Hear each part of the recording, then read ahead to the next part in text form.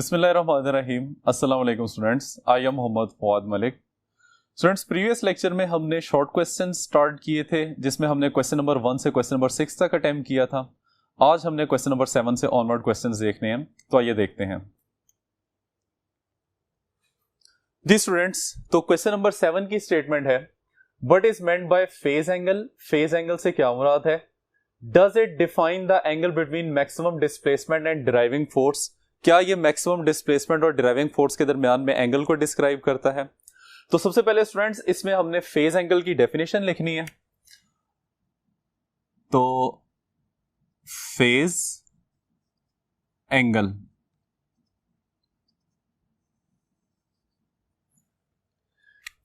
को हम डिस्क्राइब करते हैं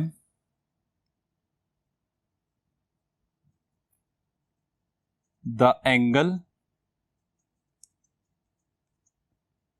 which gives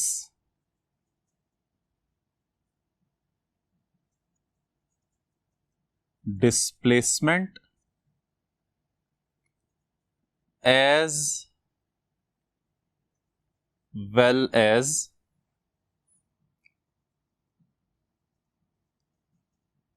direction of motion of body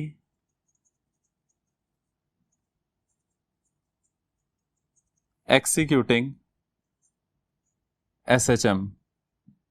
ठीक है, मैथमेटिकली हम इसको डिस्क्राइब करते हैं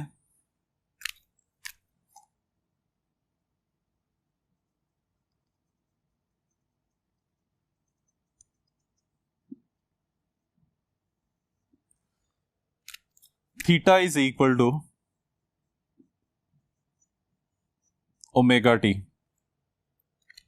अब चलते हैं सेकंड पार्ट की तरफ जिसमें उसने पूछा हुआ है, does it define the angle between maximum displacement. तो इसके लिए आ जाएगा no it does not define angle between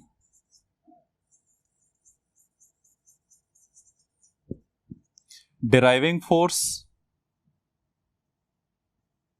and displacement। Actually ये होता क्या है? Actually it is the angle between rotating vector and reference line। ठीक है students, so this is question number 7। आइए अब क्वेश्चन नंबर 8 देखते हैं। स्टूडेंट्स क्वेश्चन नंबर 8 में कहता है, under what condition does the addition of two simple harmonic motion produces resultant which is also simple harmonic. आपने वो कंडीशंस बतानी है जिसमें दो सिंपल हार्मोनिक मोशंस को ऐड किया जाए तो रिजल्टेंट मोशन भी सिंपल हार्मोनिक मोशन होती है। तो इसका आंसर लिखते हैं,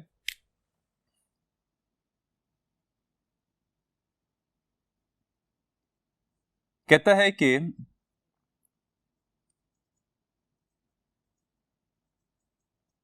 the addition of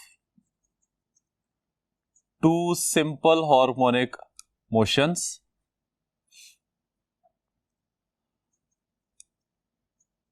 which produces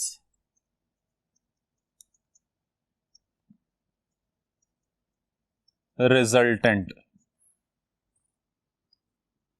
is also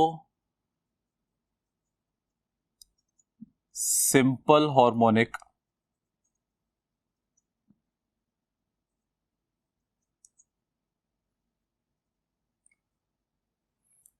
तो इसमें पॉइंट नंबर 1 बन जाएगा, they must have same frequency. Number 2, they must have same nature, और number 3 they must have constant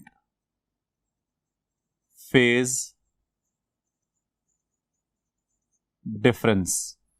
तो स्टूडेंट्स ये वो 3 कंडीशंस हैं, अगर इनसे दोनों वेव्स को आपस में मिलाया जाए जो कि सिंपल हार्मोनिक मोशन परफॉर्म कर रही हैं, तो रिजल्टेंट प्रोड्यूस होने वाली मोशन जो है वो भी सिंपल हार्मोनिक मोशन होगी। अब आइए क्वेश्चन नंबर 9 देखते हैं। क्वेश्चन नंबर 9 में कहता है show that in simple harmonic motion the acceleration is 0 when the velocity is greatest. आपने ये बात प्रूव करनी है कि जब एक्सेलरेशन की वैल्यू 0 थी तो वेलोसिटी की वैल्यू मैक्सिमम थी, and the velocity is 0 when acceleration is greatest, और जब वेलोसिटी की वैल्यू 0 थी तो एक्सेलरेशन की वैल्यू मैक्सिमम थी।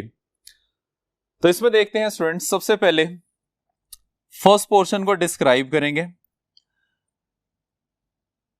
जिसमें उसने लिखा हुआ है when a is equal to 0 and v is equal to maximum। Students हमें यह बात पता है कि एज वेलोसिटी का फॉर्मूला क्या होता है, omega under root of x not square minus x square, और एक्सेलरेशन का फॉर्मूला क्या होता है, a is equal to minus omega square into x. ठीक है, ये दोनों रिलेशन जो है इंस्टेंटेनियस वेलोसिटी और इंस्टेंटेनियस एक्सेलरेशन के हैं। इसमें हमने पॉइंट प्लेस करना है जिसके ऊपर a की वैल्यू तो 0 होती है लेकिन v की वैल्यू मैक्सिमम होती है। तो स्टूडेंट्स ये पॉइंट बनता है मीन पोजीशन वाला। तो यहां पे हम डिस्क्राइब कर देते हैं at mean position means where x is equal to 0। तो x की वैल्यू जब आप 0 प्लेस करेंगे तो उसकी वजह से वेलोसिटी बन जाएगी v is equal to omega under root of x not square minus 0 square, और एक्सेलरेशन की वैल्यू आ जाएगी minus omega square multiply by 0। अब आगे देखिए, इसमें वेलोसिटी की वैल्यू क्या रह जाएगी, omega under root of x not square, और इसको हम लिख सकते हैं omega x not which is the maximum value, और on the other hand acceleration की वैल्यू क्या आ जाएगी, 0 के इक्वल आ जाएगी। तो इसको हम लिख सकते हैं कि रिजल्ट हमारा क्या बनेगा, at mean position acceleration is 0 but velocity is maximum. अब हमने इसमें सेकंड पार्ट की बात करनी है जिसमें उसने कहा है कि वेलोसिटी की वैल्यू 0 होगी जबकि एक्सेलरेशन की वैल्यू मैक्सिमम होगी। तो आइए देखते हैं, बी पार्ट है इसका, when velocity is equal to 0 but acceleration is maximum. तो इसके लिए हम पॉइंट डिस्क्राइब करेंगे एक्सट्रीम पोजीशन का, at extreme position where x is equal to amplitude कह सकते हैं या x नॉट कह सकते हैं। अब वेलोसिटी के रिलेशन में आपने ये पॉइंट पुट करने हैं, implies that v is equal to omega under root of x not square, और x की जगह पे फिर आपने क्या प्लेस कर देना है, x नॉट पुट करना है, तो ये x नॉट का स्क्वायर बन जाएगा, और एक्सेलरेशन की वैल्यू क्या आ जाएगी, minus omega square into x not. ठीक है, इसको सिंप्लीफाई करते हैं पहले। So v is equal to x not, ये दोनों वैल्यू आपस में कैंसिल हो जाएगी, answer 0, so velocity is equal to 0। On the other hand acceleration की वैल्यू आ जाएगी minus omega square into x not, और इसको हम लिख सकते हैं मैक्सिमम। तो स्टूडेंट्स पॉइंट क्या बन गया, पॉइंट इसका बन जाएगा eight extreme position velocity is 0 but acceleration is maximum. अब चलते हैं क्वेश्चन नंबर 10 की तरफ। क्वेश्चन नंबर 10 में कहता है कि in relation with SHM explain the relations y is equal to a sin omega t plus five and a is equal to minus omega square x. आपने सिंपल हार्मोनिक मोशन के लिहाज से इन दोनों रिलेशंस को एक्सप्लेन करना है। तो आइए क्वेश्चन फर्स्ट रिलेशन इसका डिस्क्राइब करते हैं, which is y is equal to a sin of omega t plus five. सबसे पहले ये रिलेशन हमें किस चीज को एक्सप्लेन करता है? कहता है कि waveform of SHM is sinusoidal. ठीक है, दूसरा पॉइंट है इसमें कि y is representing instantaneous displacement. फिर capital A is representing amplitude of vibration, phi is representing initial phase और omega t plus five this is representing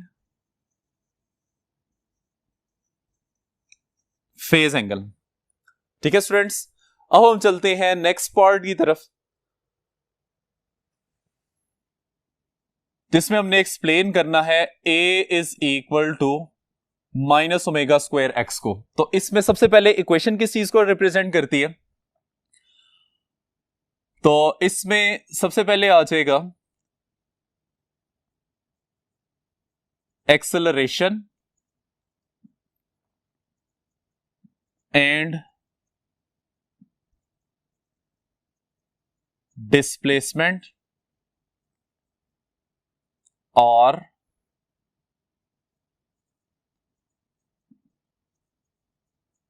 directly proportional to each other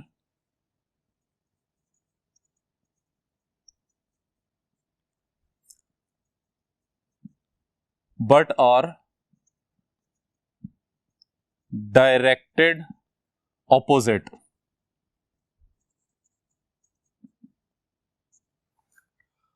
उसके बाद सबसे पहले A is representing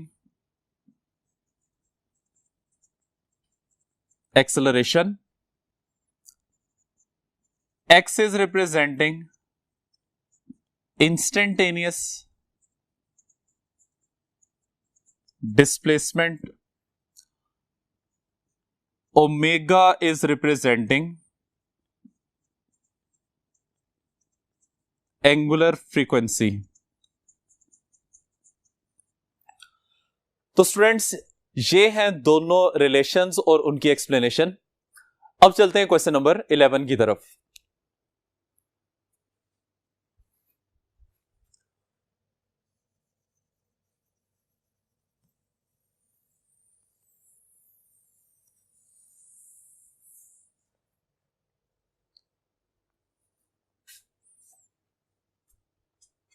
आइए students, अब हम question number 11 देखते हैं। इसमें कहते हैं जी explain the relation between total energy, potential energy and kinetic energy for the body oscillating with SHM। आपने टोटल एनर्जी, काइनेटिक और पोटेंशियल एनर्जी के आपस में रिलेशंस डिस्क्राइब करने हैं। तो सबसे पहले इसमें हम डिस्क्राइब करते हैं। कहता है कि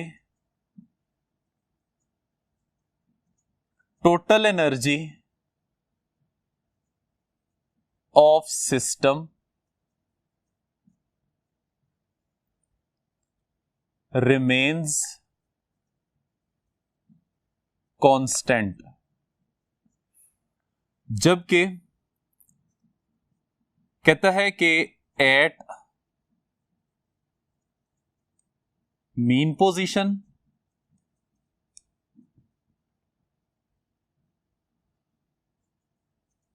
whole energy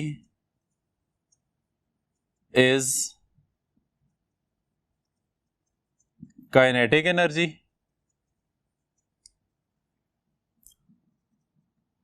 eight extreme position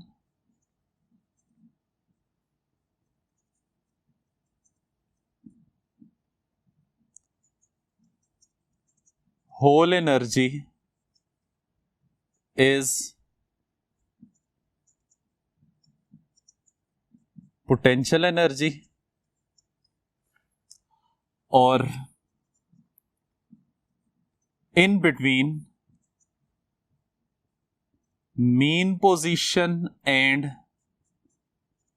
extreme position total energy is the sum of kinetic energy and potential energy at that point. ठीक है स्टूडेंट्स, तो टोटल एनर्जी सिस्टम की हमेशा कांस्टेंट रहती है। मीन पोजीशन के ऊपर सारी की सारी एनर्जी काइनेटिक होगी, पोटेंशियल एनर्जी की वैल्यू 0 होगी। एक्सट्रीम पोजीशन पे सारी एनर्जी पोटेंशियल एनर्जी होगी, काइनेटिक एनर्जी की वैल्यू 0। और मीन और एक्सट्रीम पोजीशन के दरमियान टोटल एनर्जी अगर आपने फाइंड करनी है तो आपको उस पॉइंट के ऊपर काइनेटिक एनर्जी और पोटेंशियल एनर्जी का सम लेना पड़ेगा। आइए स्टूडेंट्स, अब क्वेश्चन नंबर 12 की तरफ चलते हैं। तो क्वेश्चन नंबर 12 में कहता है describe some common phenomenon in which the resonance plays an important role. आपने कुछ ऐसे प्रोसेसेस डिस्क्राइब करने हैं जिसमें रेजोनेंस का इंपॉर्टेंट रोल होता है। अब स्टूडेंट्स, इसमें हम रेजोनेंस के एडवांटेजेस को डिस्क्राइब करेंगे, जिसमें हम पहले लिख सकते हैं नंबर 1,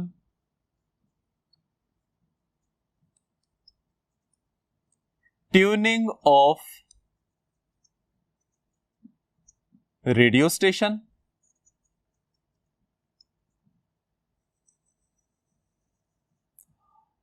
और नंबर 2,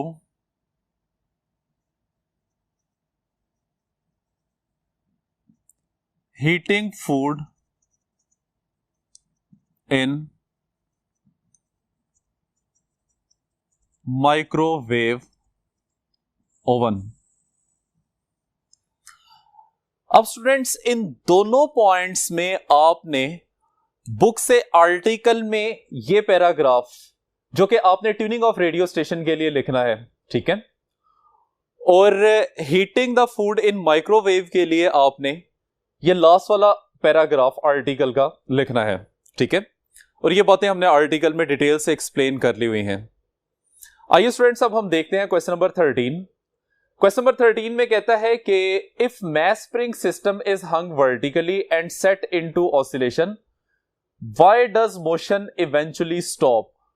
अगर आप एक वर्टिकल मैस स्प्रिंग सिस्टम को ऑसिलेट करवाते हैं तो उसकी ऑसिलेशन आहिस्ता आहिस्ता रुक क्यों जाती है। तो इसका आंसर बनेगा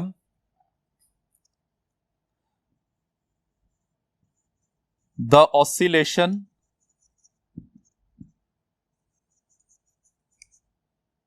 eventually stops due to damping। अब इसकी वजह क्या होती है, कहता है कि during oscillation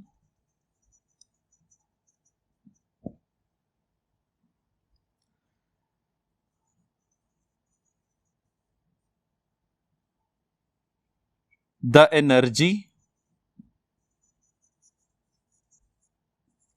of system is used in doing work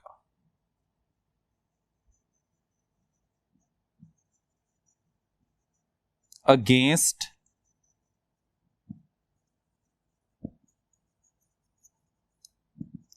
frictional forces, जिसकी वजह से क्या होता है, hence amplitude of oscillator decreases and motion eventually stops। जी स्टूडेंट्स, यहां तक है हमारा लास्ट क्वेश्चन। उम्मीद करते हैं कि आज का लेक्चर आपको समझ आ गया होगा। इजाजत चाहते हैं, अल्लाह हाफिज।